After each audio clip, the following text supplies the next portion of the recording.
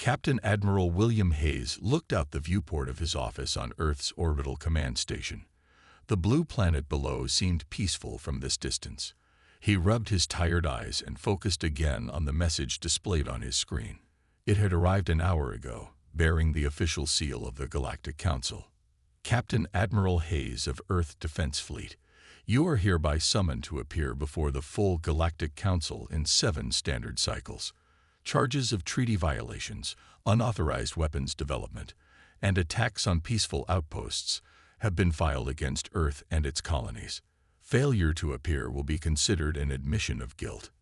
Hayes read the message for the 20th time. In his 15 years of service as Earth's highest military officer, he had never seen such direct accusations from the Council. The 173 spacefaring species that made up the Galactic Council rarely agreed on anything, let alone uniting to accuse Earth. A soft chime announced a visitor. "Enter," Hayes said. Lieutenant Patricia Adams walked in, her usual calm expression replaced with worry.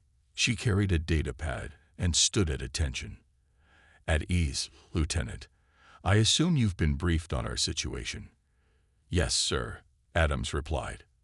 "The Joint Chiefs have called an emergency meeting. They're waiting for your response to the Council." Hayes turned back to the viewport. "What's your assessment, Adams? You studied xenopolitics before joining the fleet." Adams stepped forward. "Sir, this is unprecedented. Earth has only had a council seat for 26 years. Most species wait centuries before gaining even observer status. Our rapid rise has made enemies, especially among the older powers like the Phyrexians. And the evidence against us? Fabricated, sir. Our ships were nowhere near the outer rim when those research stations were attacked. But the Council seems to have data showing otherwise." Hayes nodded slowly. "Someone went to great lengths to frame us. The question is why now?" His communication panel lit up with incoming calls from Earth governments, colonial representatives, and military commanders, all demanding answers. Hayes silenced them all with a swipe of his hand. "The Joint Chiefs will want me to send a diplomatic team," Hayes said. "Let the politicians handle it." "With respect, sir, that's exactly what whoever planned this expects. They want Earth to send negotiators who will beg and compromise." Hayes smiled slightly. "What do you suggest instead, Lieutenant?" "You should go personally, sir. It would be unexpected. No Captain Admiral has ever appeared before the Council directly." Hayes considered this. In the 300 years since humans had discovered faster-than-light travel, they had faced countless challenges. First contact had been peaceful but tense. Early colonies had struggled. The Proxima Wars had nearly destroyed Earth's first serious outpost among the stars. Through it all, humanity had persevered, adapted, and grown stronger. "The regulations are clear, sir," Adams continued. "As Captain Admiral, you have the authority to represent Earth in matters of galactic security." Hayes made his decision. "Send word to prepare the Horizon's Edge for immediate departure. Small crew, diplomatic configuration." "Sir?" Adams looked surprised. "The Joint Chiefs won't approve." "I'm not asking for their approval, Lieutenant. I'm informing you of my decision." Hayes straightened his uniform. "And have your things packed in 2 hours. You're coming with me." "Yes, sir." Adams couldn't hide her smile. As Adams left to make preparations, Hayes sent a brief message to Earth Command, responding personally to Council summons. "Departing in 3 hours, will represent Earth's interests without compromise." He knew his superiors would be furious, but Hayes understood something they didn't. In the complex game of galactic politics, sometimes the unexpected move was the only one that could succeed. Someone wanted to make Earth bow. Hayes had no intention of giving them that satisfaction. The journey to Nexus Station would take 4 days through the Quantum Gate network. Hayes had that long to prepare his defense of humanity. It would not be easy, but then nothing worthwhile ever was. The Horizon's Edge emerged from the final Quantum Gate with a flash of blue light. Captain Admiral Hayes stood on the bridge as the massive structure of Nexus Station came into view. The station was an ancient marvel, a ring-shaped world built by a long-gone species that humans called the Precursors. Now it served as the meeting place for the Galactic Council. Nexus control to Earth vessel Horizon's Edge. Transmit authorization codes. Came a voice over the communication system. Lieutenant Adams sent the codes while Hayes studied the station. Hundreds of ships from across the galaxy docked at its outer ring. The inner sections housed embassies, meeting halls, and the Grand Council chamber itself. Codes accepted. Proceed to Diplomatic Dock 17. Nexus Control instructed. As they approached the dock, Hayes noticed 3 Vrexian battleships positioned nearby.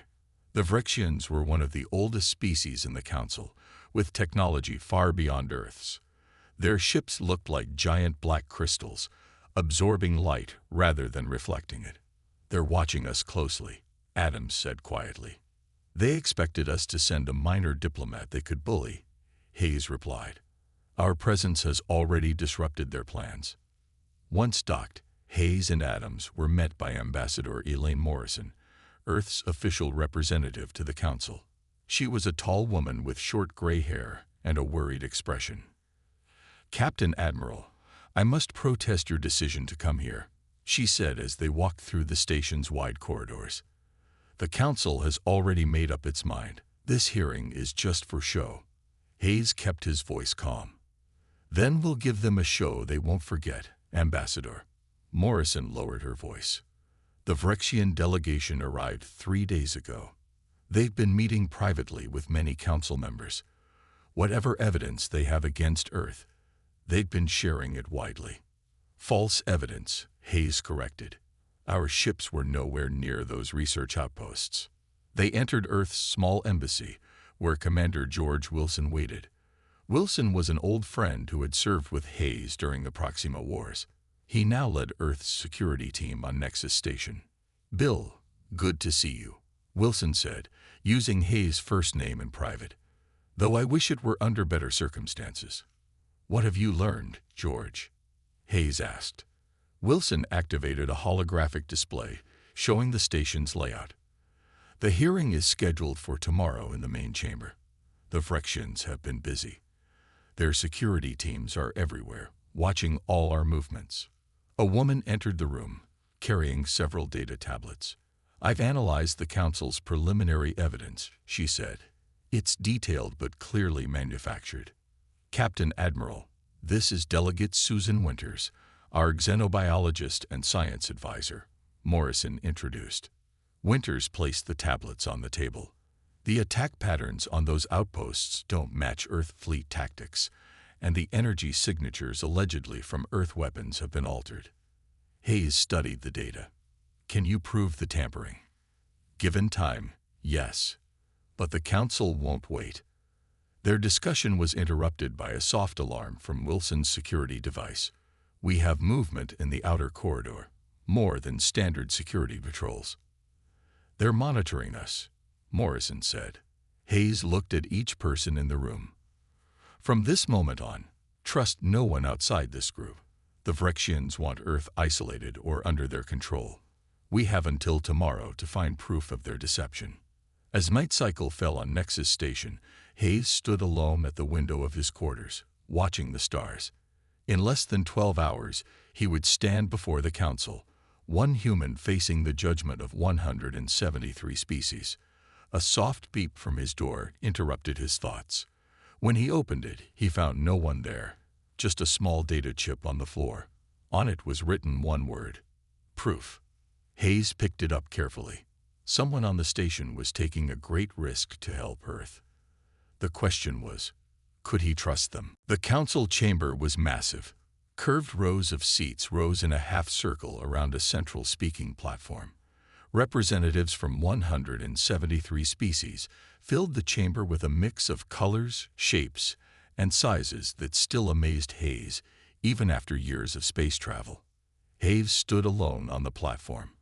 By council rules, the accused must face judgment without support staff present. Lieutenant Adams, Ambassador Morrison, and the others watched from the Earth section high in the chamber. The council arbiter, A tall Moxarian with blue-gray skin and 4 eyes raised a ceremonial staff. Silence fell across the chamber. "This special session of the Galactic Council is now in progress," the Arbiter announced. "Before us stands Captain Admiral William Hayes of Earth. He represents humanity in these proceedings." Hayes stood straight, wearing his formal uniform with its simple decorations. He had deliberately chosen not to wear all his medals and honors. This was not about personal pride. "The Council has received serious accusations against Earth," the Arbiter continued.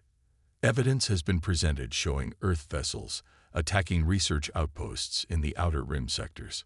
Further evidence suggests humans have expanded beyond their treaty boundaries and developed forbidden weapons technology." Holographic images appeared in the air above the chamber. They showed what appeared to be Earth ships firing on small stations. Sensor data scrolled alongside the images, purportedly proving the ship's Earth origins. "Captain Admiral Hayes, how does Earth respond to these charges?" the Arbiter asked. The Vrexian High Delegate, Zornax, spoke before Hayes could answer. "Arbiter, I must note that Earth has violated protocol by sending a military commander rather than a diplomatic representative." "Earth's choice of representative is within their rights," the Arbiter replied. "Captain Admiral Hayes, you may respond." Hayes looked around the chamber, meeting the eyes of as many council members as he could. Then he spoke in a clear, strong voice. "The evidence presented is false. Earth ships were not present at those locations on those dates. The sensor data has been tampered with. Someone has gone to great lengths to frame humanity." Murmurs spread through the chamber. The Vrexian delegate's face darkened. "These are serious counter-accusations," the Arbiter said. "Do you have evidence to support your claims?" Hayes held up the data chip he had found. "I have received information that may prove Earth's innocence. I request time to analyze it properly." "Convenient," Zornax said. "The human suddenly has mysterious evidence. This is clearly a delay tactic." Several council members nodded in agreement. Hayes could see he had little support in the chamber.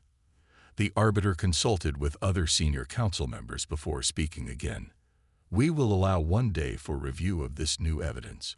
However, given the serious nature of the charges, the Council must take precautionary measures." A new hologram appeared, showing a map of space near Earth. "Until these proceedings conclude, a quarantine fleet will position itself near Earth's solar system. No Earth vessels will be permitted to leave their territory." Hayes stepped forward. "That action violates multiple treaties. Earth has not been found guilty of any crime. It is a precaution only," the Arbiter said. "However, we can offer an alternative. If Earth acknowledges partial responsibility and agrees to Council oversight of its fleet and colonies, the restrictions can be less severe." The chamber grew quiet. Everyone knew what was happening. This was not about justice. It was about control. The older species had been looking for ways to limit humanity's rapid growth in the galactic community. Hayes stood silent for a long moment. Every diplomat and politician from Earth had advised him to compromise, to bend to preserve Earth's position. It would be the safe choice. Instead, Hayes straightened his back and looked directly at the Arbiter. "Earth rejects both the accusations and the offered compromise. We demand a full and fair hearing based on true evidence, not fabrications. Until then, we do not recognize the Council's authority to restrict Earth's movements or activities." Gasps and shouts filled the chamber. No species had directly challenged the Council's authority in living memory. The Arbiter struck his staff against the floor 3 times. "This session is suspended until tomorrow. Captain Admiral Hayes, I hope you understand the consequences of your words today." Hayes nodded once, turned, and walked from the platform without bowing to the Council as tradition required. Behind him, the chamber erupted in chaos. Hayes and his team gathered in a secure room within Earth's embassy. The mysterious data chip sat in a scanner as Delegate Winters analyzed its contents. "It's genuine," Winters said, looking up from her instruments. "This chip contains unaltered sensor logs from the research stations that were attacked." Lieutenant Adams leaned forward. Who would have access to that kind of data? Someone on the inside, Commander Wilson said. Someone who doesn't agree with what's happening. Winters pointed to the screen. The energy signatures of the weapons used in the attack don't match Earth technology. They match Vrexian particle cannons, but they've been modified to look like our weapons. Hayes nodded. Now we need more evidence. The Council won't overturn their position based on one anonymous data chip. Ambassador Morrison looked worried. The quarantine fleet is already preparing to depart for Earth. We have less than 20 hours before they enter our system. Then we work faster, Hayes said. He turned to Wilson. Can your security team access the station's main sensor logs? I want to know which ships were near those research stations when they were attacked. That's restricted information, Wilson replied. But I know someone in station security who owes me a favor. Do it, Hayes ordered. Adams, contact Alan Reeves. His merchant ship operates in the Outer Rim. If anyone has seen unusual activity out there, it would be him. Adams nodded and left to make the secure call. What about me? Morrison asked. Use your diplomatic connections. Find out which council members might be sympathetic to Earth. We need allies in that chamber tomorrow. As his team dispersed, Hayes studied the star chart showing the location of the attacked stations. Something didn't make sense. Why those particular outposts? They had no strategic value. Hours passed as the team worked. Wilson returned first. I got the sensor logs, he said, placing a new data chip on the table. 3 Vrexian ships were near those research stations when they were attacked. They were registered as patrol vessels. Winters ran the data through her analysis program. These patrol routes are irregular. They deliberately went near those stations just before the attacks. Adams returned next. I spoke with Reeves. His ship recorded unusual energy readings near the Carden sector last month.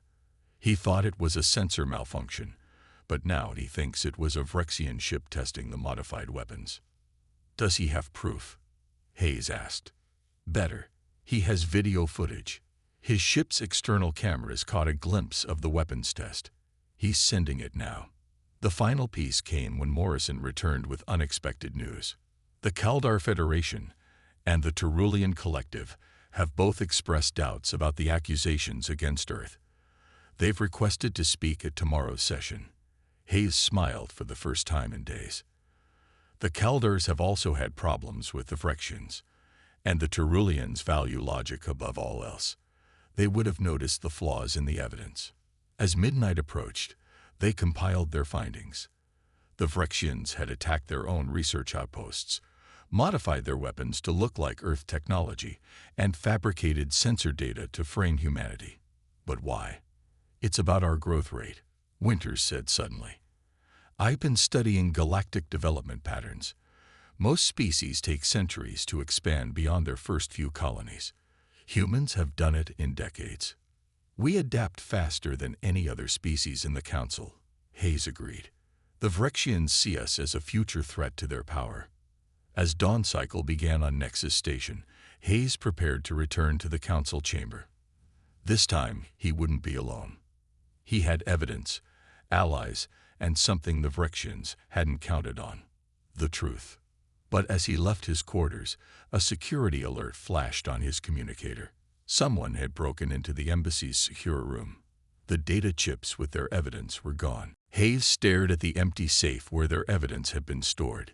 His team stood around him in silence. Station security found nothing on their cameras, Commander Wilson reported. Whoever did this knew how to disable the systems. Lieutenant Adams checked her communicator. The Council session starts in 3 hours. Without that evidence, we have nothing to present. Hayes turned to face his team. We start over. We have backups of some data on our personal devices. Winters, contact Reeves again and get another copy of that video. Morrison, speak with the Kaldar and Terulian representatives immediately. Wilson, double the security on everything we have left. As the team hurried to work, Hayes received an unexpected message. Vice Admiral Karen Blackwood, his second-in-command back on Earth, wanted to speak urgently. On the secure channel, Blackwood's face looked grim. "Bill, the quarantine fleet has changed course. They're moving faster than expected, and will reach Earth in 12 hours, not 24. "That's against protocol," Hayes said. "They can't deploy until the Council makes a final ruling." "Someone's rushing the process," Blackwood replied. "I've put our fleet on alert, but if we take action, it could be seen as confirmation of the accusations against us." Hayes thought quickly. "Hold position, but be ready. If the quarantine fleet enters our system before the Council's decision, it's a clear violation of galactic law. Document everything." When he ended the call, Hayes found Delegate Winters waiting for him. "Captain Admiral, I've been analyzing the radiation patterns from the weapon signatures," she said. "There's something unique about them, a specific frequency that only Vrexian weapons produce. They tried to hide it, but it's still there in the background data." "Can you prove it came from Vrexian technology?" Hayes asked. "Yes, but we need access to the Council's scientific database to compare the signatures." "Ambassador Morrison can get us that access," Hayes said. "This could be what we need." As they worked, a station security officer arrived with unexpected news. "Captain Admiral, we found this in a maintenance shaft near your embassy." He handed over a small package. Inside was a copy of one of their stolen data chips along with a note. "Not all Vrexians support this deception." Hayes looked at the officer closely. "Who gave you this?" "It was left at our security station, sir." "No name." After the officer left, Hayes turned to Adams. "We have an ally among the Vrexians, someone who believes in truth over politics. Or someone setting a trap," Adams warned. "We'll be careful," Hayes agreed. "But we need every advantage we can get." With 2 hours remaining before the Council session, Hayes met with representatives from the Kaldar Federation and the Tyrolean Collective. The Kaldars were insectoid beings with complex social structures. The Tyroleans were tall, slender humanoids known for their logical approach to all matters. "We have reviewed the evidence against Earth," said the Tyrolean representative. "The logical inconsistencies are numerous. We will speak in your defense." The Kaldar clicked their mandibles in agreement. "The Vrexians have threatened our trade routes for decades. We recognize their tactics." Hayes bowed slightly to both. "Earth appreciates your support. Together, we can show the Council what's really happening." As they prepared to leave for the Council chamber, Hayes received a direct message from Zornax, the Vrexian High Delegate. "Captain Admiral, this confrontation is unnecessary. Step down from your position. Recommend Earth accept Council oversight, and you personally will be given a place of honor in the new administration. Resist, and Earth may find itself completely isolated, or worse." Hayes deleted the message without responding. The Vrexians were getting desperate. Their plan was falling apart, but desperate enemies were often the most dangerous. As Hayes and his team walked toward the Council chamber, he noticed more security officers than usual along the corridors. Some wore Vrexian insignia. "Stay alert," he whispered to his team. "We're being watched." What the Vrexians didn't realize was that Hayes had one final plan, one they couldn't possibly expect. The Council chamber was even more crowded than before. News of Hayes' defiance had spread across Nexus Station. Many species wanted to witness what would happen next. This time, Hayes did not stand alone on the central platform. Behind him stood representatives from the Kaldar Federation and the Tyrolean Collective. It was unusual, but not against Council rules for allied species to stand together. The Arbiter struck his staff against the floor 3 times. "This session of the Galactic Council will now continue. Captain Admiral Hayes, you were granted time to examine new evidence. What have you found?" Hayes stepped forward. "Honored Council, Earth has discovered proof that the accusations against us were fabricated by the Vrexian delegation." Angry murmurs came from the Vrexian section. Zornax stood. "These are baseless accusations. Where is this supposed proof?" "Some of our evidence was stolen from our embassy last night," Hayes said calmly. but not all of it. He nodded to Delegate Winters, who transmitted data to the Council's main display. These are the weapon signatures from the attack stations. Our analysis shows they contain radiation patterns unique to Vrexian technology. The Tyrulian representative stepped forward. We have compared these patterns to the Council's weapons database. They match advanced Vrexian particle cannons, modified to appear as Earth weapons. Zornax's face darkened. This is misleading. Many species have similar technology. Then explain this, Hayes said. He signaled to Lieutenant Adams, who transmitted Alan Reeves' video.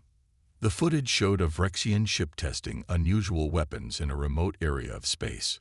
This merchant vessel recorded a Vrexian ship testing modified weapons 1 month before the attacks. Hayes explained. The energy signature matches exactly what was used on the research stations. The council chamber grew loud with discussion. The Arbiter called for order. These claims are serious, the Arbiter said. High Delegate Zornax, how do you respond? Zornax stood tall. This is clearly altered footage. Earth is desperate and creating false evidence. The Kaldar representative clicked forward. Then explain why 3 Vrexian patrol ships diverted from their assigned routes to visit each research station just before it was attacked. Hayes transmitted the station sensor logs Commander Wilson had obtained. These official Nexus station records show Vrexian ships at locations they should not have been. The chamber erupted in chaos. Many council members began arguing. The Arbiter struck his staff repeatedly for order. This evidence is concerning but not conclusive, the Arbiter finally said. We require more time to verify these claims. Time is something we don't have, Hayes replied. A quarantine fleet is already approaching Earth, ahead of schedule and against protocol. He transmitted a live feed from Earth's defense systems showing the approaching fleet. Many council members looked shocked. Moving a fleet before the council's final decision violated the most basic rules of galactic law. This was never about justice, Hayes said, his voice carrying through the chamber. This was about control. The Vrexian Imperium fears Earth's growth and adaptability. They see us as a future threat to their dominance. Zornax stood suddenly. Enough of these games. Yes, humans are a threat. In 3 centuries, they've advanced more quickly than any species in galactic history. Left unchecked, they will destabilize the order we've maintained for millennia. The chamber went silent. Zornax had just confirmed everything Hayes claimed. You admit to framing Earth? The Arbiter asked. I admit to protecting galactic stability, Zornax replied coldly. Sometimes preemptive action is necessary. Hayes looked around the chamber. Is this the justice the Council represents? Punishing a species not for crimes committed, but for what you fear they might become. Many Council members shifted uncomfortably in their seats. Hayes continued. Earth does not seek dominance. We seek cooperation. But we will not bow to false accusations or surrender our sovereignty based on another species' fears. The Arbiter consulted with other senior council members. Finally, he addressed the chamber. In light of these revelations, the council must reconsider its position. The accusations against Earth appear compromised. The quarantine fleet will be recalled immediately. Zornax made one final effort. Arbiter, before you decide, there is one more matter to consider. Earth's history.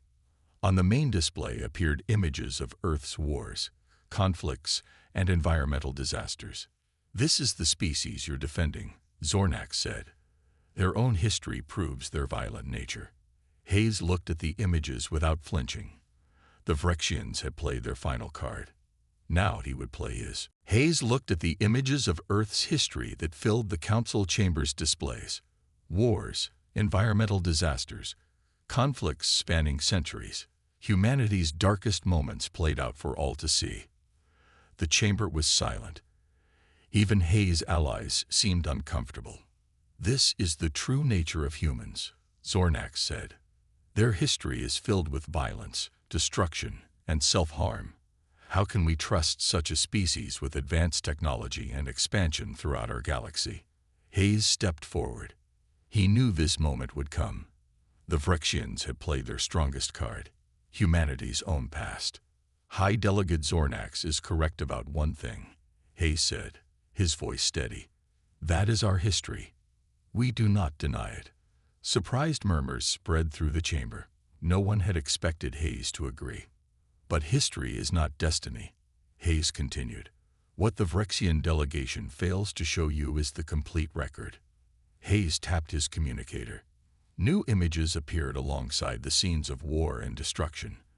They showed Earth's environmental restoration projects, peaceful cooperation between once warring nations, space colonies working together. Humanity has done terrible things. We have fought wars, damaged our planet, and hurt each other. But we have also learned from these mistakes faster than any species in this council. Hayes walked around the platform, looking at the various delegates.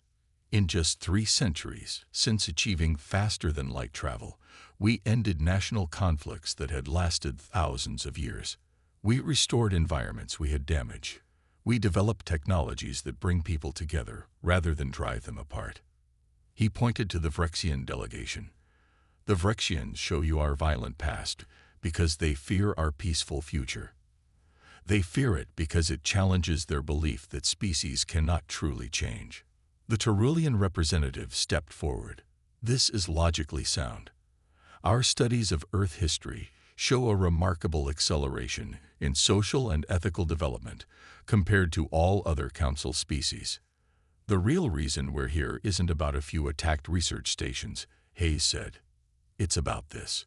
He transmitted a new set of data to the Council's display. It showed charts and diagrams that even in simple form were clearly advanced.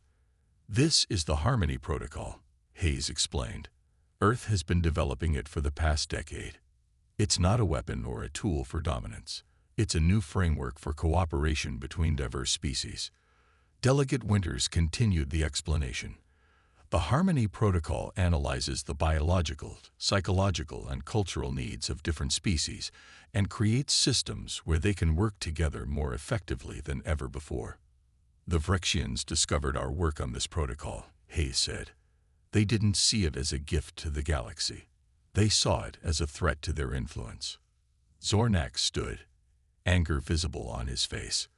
This protocol would disrupt centuries of established order.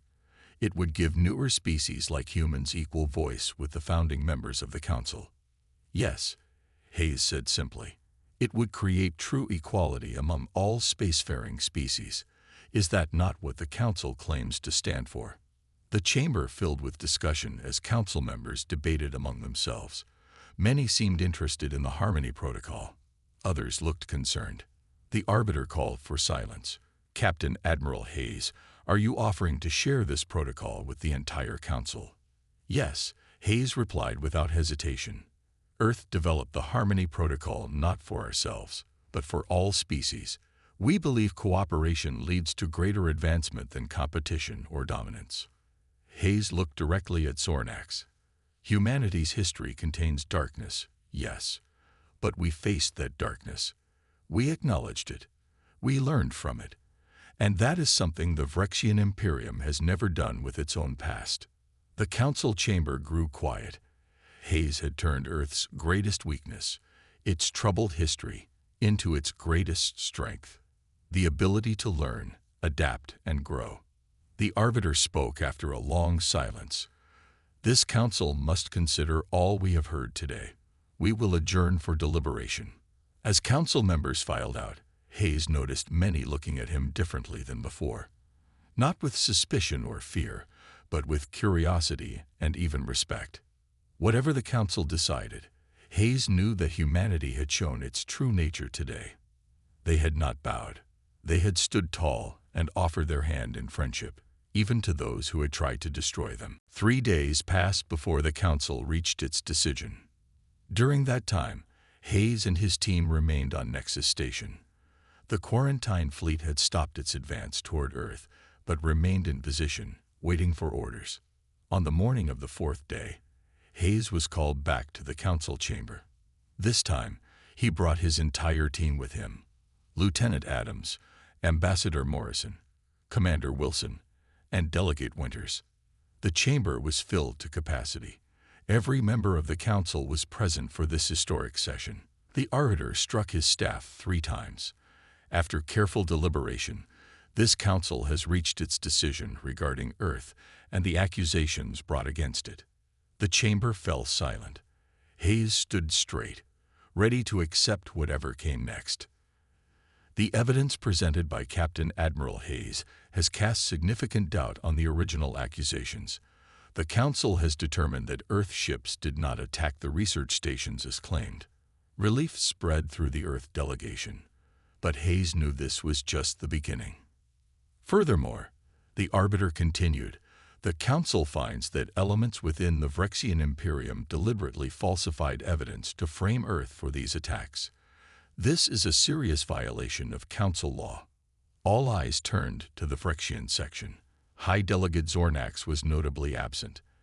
In his place sat a younger Vrexian. The Vrexian Imperium acknowledges these findings. The new delegate said, High Delegate Zornax acted without the full approval of our government. He has been removed from his position. We offer our formal apology to Earth and to the Council. Hayes nodded in acceptance but said nothing. Political sacrifices were common in galactic politics. Zornax had taken the fall, but Hayes doubted he had acted entirely alone. The arbiter continued, the quarantined fleet will be immediately recalled. All restrictions on Earth's movements and activities are lifted. More murmurs of approval spread through the chamber. Finally, the Council has reviewed Earth's Harmony Protocol. We find it to be a valuable contribution to galactic cooperation. A committee will be formed to study its implementation across Council space, with Earth taking a leading role. This announcement caused the loudest reaction yet. Many older species looked concerned, while newer members of the Council seemed excited by the possibility of change. Hayes stepped forward. Earth thanks the Council for its fair judgment. We look forward to working with all species to build a more harmonious galaxy. As the session concluded, many delegates approached Hayes to express their support or curiosity about the Harmony Protocol. Earth's standing in the Council had changed dramatically in just a few days. Back at the Earth Embassy, the team celebrated their victory, but their celebration was cut short when Hayes received an urgent communication from Vice Admiral Blackwood. Bill, something's happening at the edge of explored space, Blackwood said, her face serious. Long-range sensors have detected massive energy signatures unlike anything we've seen before.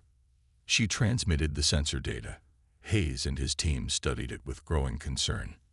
Multiple colonies from different species have gone silent, Blackwood continued. The Andari outpost, the Terulian science station, even the Vrexian military base in the Outer Rim. All communication has stopped. Hayes looked at his team. How long until whatever this is reaches major populated systems? At current speed, less than 2 months, Blackwood replied. Hayes made his decision immediately. Return to Earth as soon as possible. I'll inform the Council of this new threat. As his team prepared to depart, Ambassador Morrison approached Hayes. Captain Admiral, what does this mean for Earth's position in the Council? It means the real test is just beginning, Hayes replied. The Council was ready to turn against us over false accusations. Now they'll need to stand with us against a real threat. Looking out at the stars through the embassy window, Hayes knew that humanity's place in the galaxy would be defined not by the challenges they had overcome, but by those that still lay ahead. Whatever was coming from the edge of explored space, it would find not a divided galaxy, but one that had begun to learn the value of standing together. And at the forefront would be humanity, not bowing, not conquering, but leading the way toward a future where cooperation replaced fear.